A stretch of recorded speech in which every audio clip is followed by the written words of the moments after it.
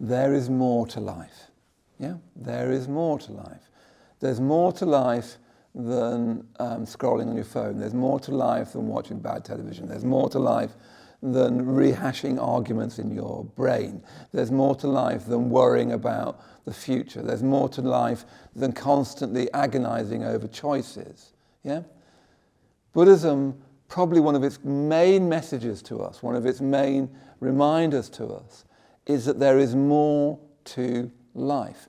That life is not just this awful kind of play of chemicals or neurons firing away. It's not just a repetitive egotism. Of course, our repetitive egotism is so fundamental, and our selfishness is so fundamental. Our tendency to put ourselves, not our tendency, our life's work is to put ourselves at the center of the universe and try and organize the whole universe so that we get what we want and we don't get what we don't want. That's what being a human is, really, is we're trying to get the universe to work for us. I mean, it couldn't be more bonkers, because it's never going to work, is it? If you try and put yourself as the most important person in this universe today and try and make everything so you get what you need, you're just going to cause yourself more and more pain.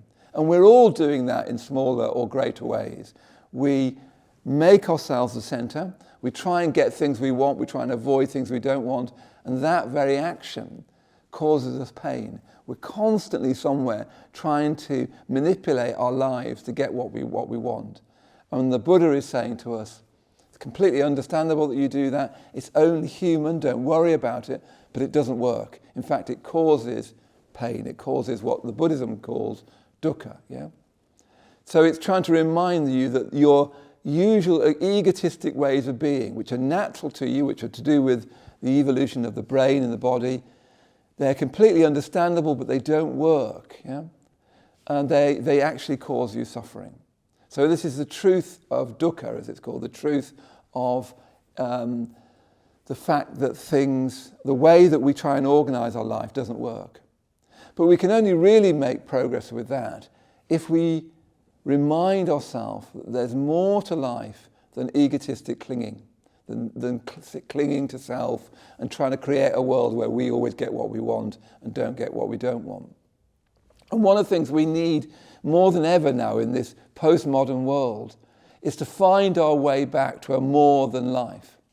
Again, Nietzsche, the German philosopher, in I think it was 1853, he said that belief in God has become unbelievable.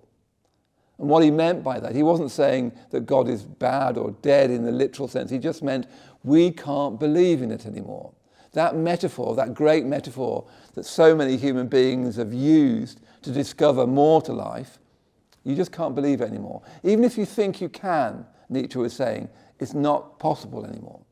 So we've got this world in which God has left the universe and leaving the universe with the angels, with a sense of intrinsic value and beauty and goodness. So what we're left with is a secular world, and the secular world doesn't work. It's not big enough for us. Yeah? So what Buddhism is trying to say, there is more to life. There's a transcendent more to life. It's not God, but it's not merely me either. It's not just, Buddhism's not like an adjustment therapy so that I fit in better with life. There's an element of that, because, if you fit in better with life, great, that's good. But really Buddhism is saying there's just so much more than just fitting into life, sort of managing your life more. There's a transcendental reality that runs through you, that is more than you, that goes beyond you, but that's not separate from you. So it's not like God, it's not separate from you. So we need to find our way back to, imaginatively back to, and imagination's key to this, to a sense that there is more to life. We need to start to realize first that me trying to put myself at the center of the universe and getting what I want and not getting what I don't want is never going to work. I need to try and let go of that. So my first challenge to you this week, what can you think of that you're attached to, that you're stuck into, that you could let go of, that you could stop doing? You could stop smoking, you could stop drinking, you could stop swearing, you could stop backbiting, you could stop gossiping. I mean, some of these are rather more difficult to stop, but what are the things in your life that you could just that you're just attached to and you can let go of?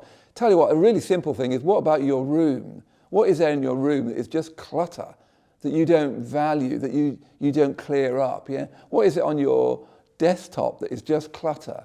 What could you do to simplify your life, to sort of throw out all those encumbering attachments?